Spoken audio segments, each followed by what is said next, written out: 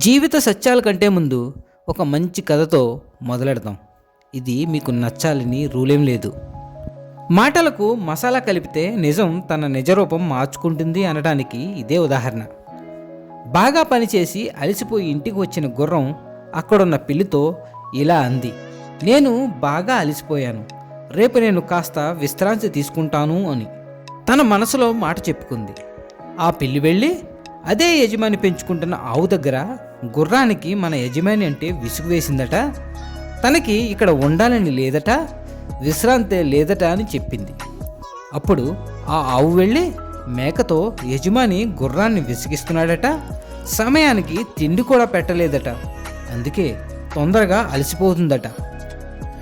అప్పుడు ఆ మేక వెళ్ళి కుందేలుతో గుర్రం పారిపోవడానికి సిద్ధమైంది అని అంది. ఆ నోట ఈ నోట వెళ్ళి చివరికి ఈ వార్త యజమాని దగ్గర పనిచేస్తున్న పనివాడి దగ్గరికి వెళ్ళింది.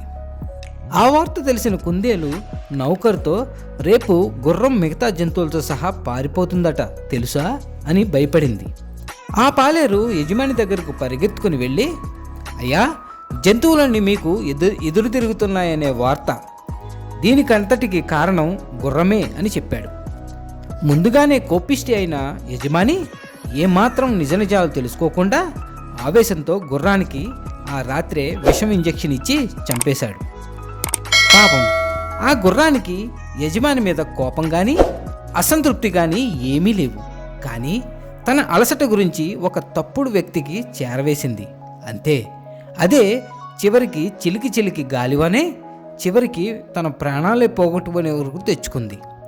అందుకే మీ జీవితంలో ఉన్న మనసులో మాట, మీ ఆర్థిక స్థితి, మీ ఆలోచనలను, అభిప్రాయాలను, లక్ష్యాలను ఎవరికి పడితే వారికి చెప్పకండి. మీ బాధను చూసి మీ ముందు జాలి వెలకపోసినా మీ వెనకాల వ్యతిరేక ప్రచారం చేయొచ్చు. అందరూ అలా ఉండకపోవచ్చు, కానీ మీ జీవితాన్ని నాశనం చేయాలంటే ఒక్క మనిషి చాలదా? మీరేమంటారు? ఇక జీవిత సత్యాలకు వెళ్దామండి. భయపడుతూ బ్రతకడం మర్చిపోతే ఎలా? జరగాల్సింది జరుగుతూనే ఉంటుంది. భయం విడిచి ముందుకు వెళ్తూనే ఉండాలి. మీరే ఆలోచించండి. బ్రతుకునిచ్చిన వాడు ఆ మాత్రం దారిని చూపలేడా? ధైర్యంగా ఉండండి. ఎగరాలని ఎవరనుకోరు. గెలిచి ఆకాశ వీధుల్లో తిరగడం ఎవరు వద్దనుకుంటారు? అందరికీ కావాలి. అందరికీ కావాల్సింది ఈ ప్రపంచంలో వాళ్ళ పేరే అందరికంటే పైనే ఉండాలి అని. అవునా? ఎందుకంటే వాళ్ళ పేరు ఇతిహాసాల్లో రాసి ఉంటుంది, కానీ అందరి పేర్లు ఇతిహాసాల్లో రాసి ఉండవు. కొంతమంది పేరు తెచ్చుకొని కూడా పేరు లేకుండా ఉంటారు. ఎందుకు అంటే వాళ్ళు ఈ భూమితో సంబంధం తెచ్చుకుంటారా?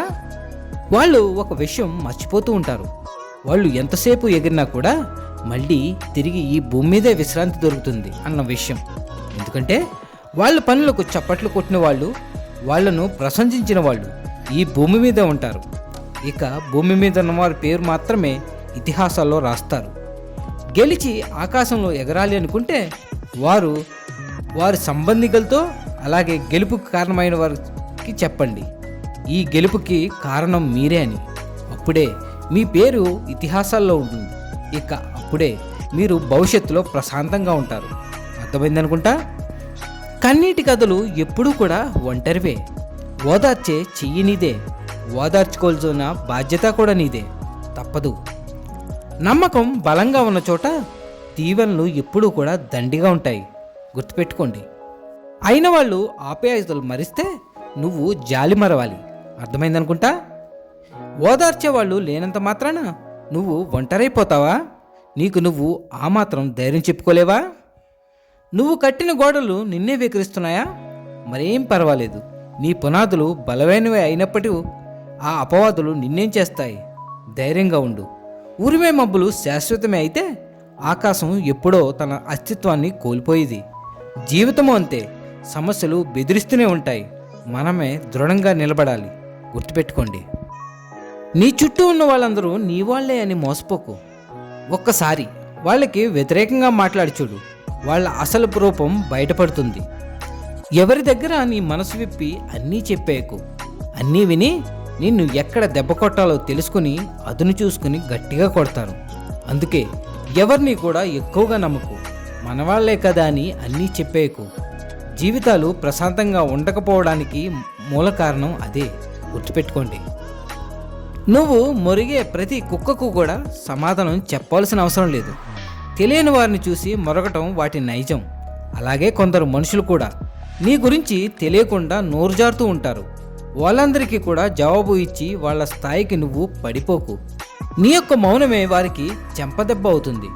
కాలం గడిచే కొద్దీ మన జీవితం మారుతుందో లేదో తెలియదు, కానీ మన చుట్టూ ఉండేవాళ్ళు ప్రవర్తన మాత్రం ఖచ్చితంగా మారుతుంది. భగవంతుడు ఎవరిని కూడా ఊరికే దూరం చేయడు. అలా దూరం చేశాడు అంటే వాళ్ళ వల్ల బాధపడింది చాలు అని, ఇకనైనా సంతోషంగా ఉండు అని దూరం చేస్తాడు. ఒక మనిషి మరణిస్తే అయిన వాళ్ళందరూ కూడా పూల ఖర్చు మాది, భోజనాల ఖర్చు మాది, బాణాసంచి ఖర్చు మాది అని పోటీ పడే కంటే, ఆ మనిషి బ్రతికి ఉన్నప్పుడు పని చేయలేని స్థితిలో ఉన్నప్పుడు అతన్ని చూసుకునే బాధ్యత మాది, రోగంతో లేవని స్థితిలో ఉన్నప్పుడు వైద్యం ఖర్చు మాది, మందుల ఖర్చు మాదు అని పోటీ పడితే ఎంత బాగుంటుందో కదా. కానీ అలా ఎవ్వరూ ఉండరు. మనం మరణిస్తే సంతోషంగా సాగనింపేవారు కొందరు ఉంటారు, నిజంగా సంతోషపడేవారు మరికొందరు ఉంటారు, కాదంటారా? సీతాదేవిని మోసం చేయడానికి రావణాసురుడు ఒక సాధువు వేషంలో వచ్చాడు. అతని యొక్క నిజస్వరూపం ముందే తెలిస్తే సీతాదేవి మోసపోయేది కాదు, అవునా? అలాగే మనల్ని మోసం చేసేదాకా మన చుట్టూ ఉండే మనుషులు కూడా మన ముందు సాధువులాగే నటిస్తూ ఉంటారు. జాగ్రత్తగా ఉండండి. ప్రతి పాఠశాలలో రాసి ఉంటుంది, క్రమశిక్షణ తప్పరాదు అని, అబద్ధాలు ఆడరాదు అని.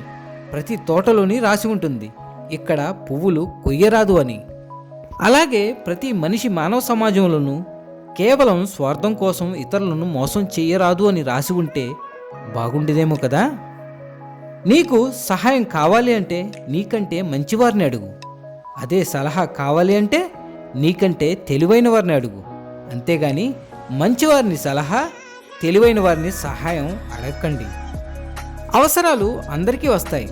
నేను ఎదుగుతున్నాను, నాకు సంపద ఉంది, నాకు ఎవరితోనూ అవసరం లేదు, రాదు అనుకోకు. ఏ సమయం అలాగే ఏ రోజు ఎలాంటిదో నీకు చెప్పిరాదు. బాగా గుర్తుపెట్టుకోండి. ఎవరిని కూడా తక్కువ అంచనా వేసి చులకనగా చూడకూడదు. కొన్నిసార్లు మనం తీసుకున్న నిర్ణయాలు మన భవిష్యత్తుకి పునాదులు వేస్తాయి, మరికొన్నిసార్లు ఆ పునాదులను కూడా కదిలించి వేస్తాయి.